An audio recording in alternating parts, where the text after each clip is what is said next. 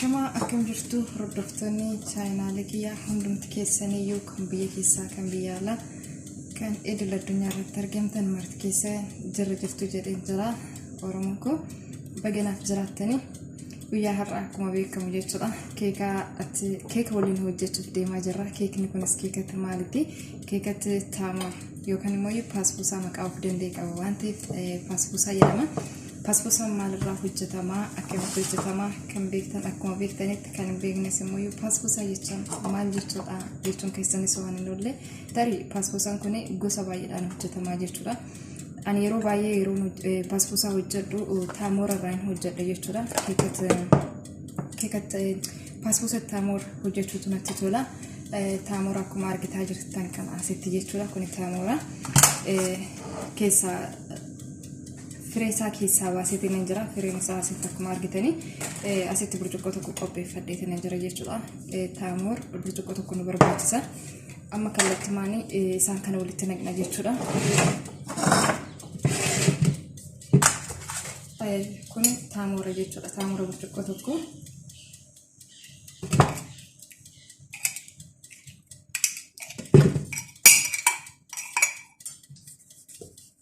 taamura geeffannee jira. Roobii tokko itti goona jechuudha. Roobiidha.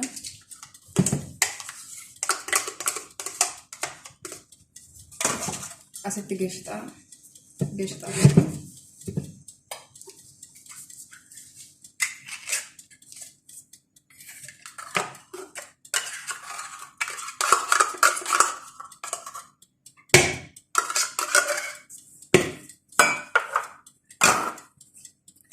Asitimo puppasadi paaspuusa taamur yookaan immoo keekatti taamur yeroo baay'ee puphaa tokkos lama sadii sootee rakkoo hin qabu ani garuu tokko fayyadamaa ture amma waan ta'uuf bichaan sadii baasee jechuudha.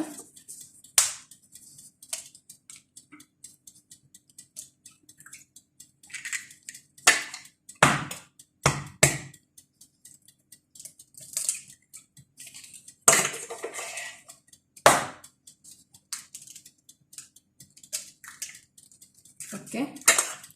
Amma taamuratti galchine jirra. Roobii geeshxaa killee sadii galchine jirra jechuudha. Zayitii burcuqqoo tokko itti godhanna. Okay. Amma kun haalli buduraadha.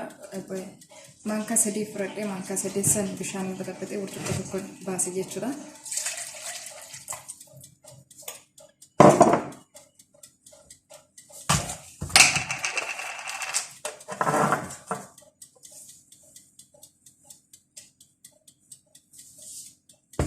Kun sukkaara taamura baay'ee burcuqqoo tokko waan galchaniif sukkaara itti baay'isuun hin barbaachisu. Filjoona tokkicha bichaa fayyadame jechuudha. Tole amma geeffannee jirra. Walitti naqnee daaknee geessinee jirra jechuudha. Asirra fakkaata yeroo bu'u.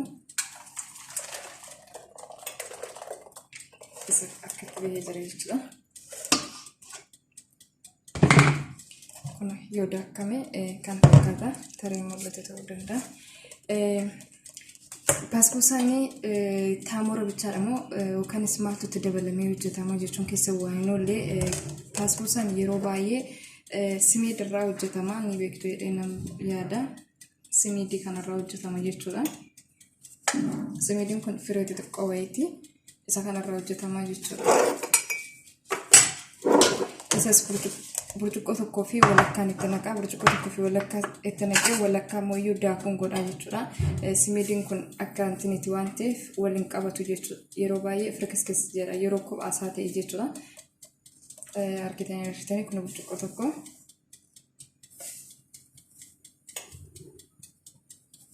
Burcuqqoo tokkoo fi walakkaa san mooyyuu daakuun itti guuttadha jechuudha.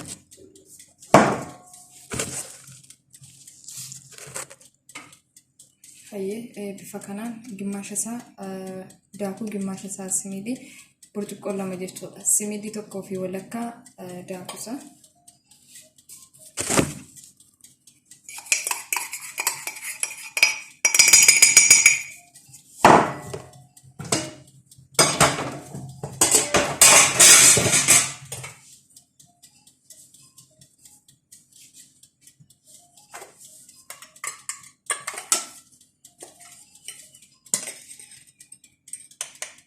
Kuni baking powderii maanka lamatti godhanna.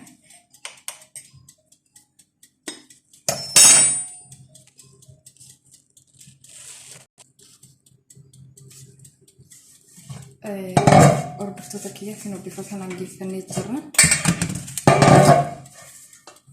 Ni mul'ata jedhee yaada. Bifa kanaan geessinee jirra jechuudha.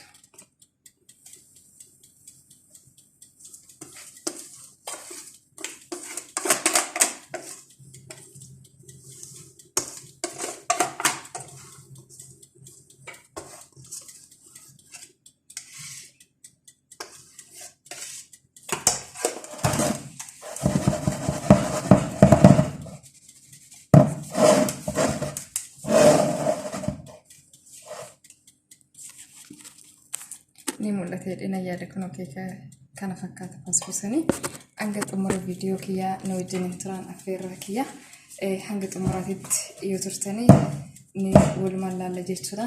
Hanga xumura viidiyoo kiyyaa na wajjin turaa turte. Hayyee hordoftoota kiyyaa amma hanga keekiin keenya nu bilchaatutti jechuudha. Salaaxaa hojjenna. Salaaxaan nuti hojjennu immoo salaaxaa fattuush hojjenna jechuudha. Salaaxaan fattuush hojjechuuf asitti kana dhiqeetiin jira jechuudha. Jarjiish jedhama.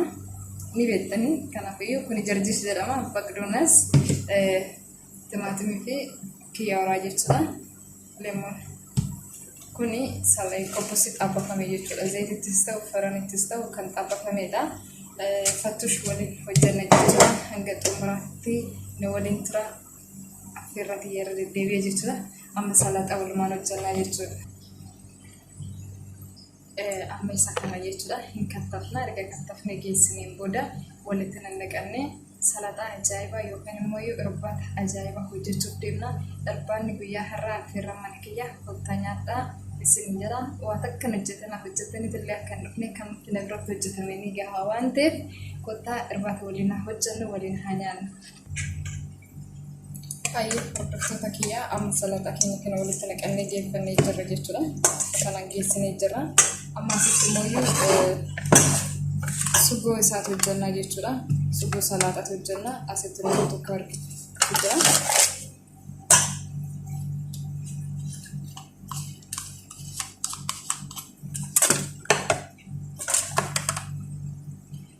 Kuni xahiniyyaadha. Xahiniyyaa ni beekama. Namni baay'een keessa.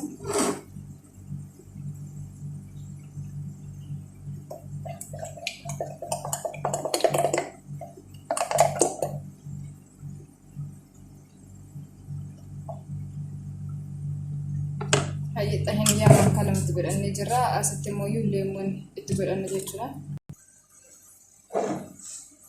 Hayyee amma asitti kobbasii keenya geeffannee jirra waan ta'eef itti naqannee jechuudha.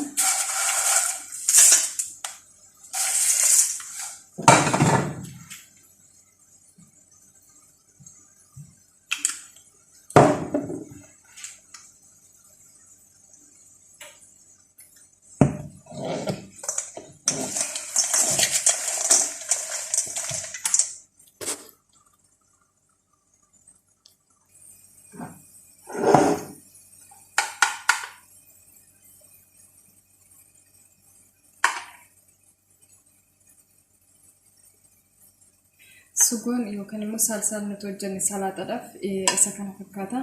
Bifa kanaan hojjennee jirra jechuudha. Bifa kanaan hojjennee jirra.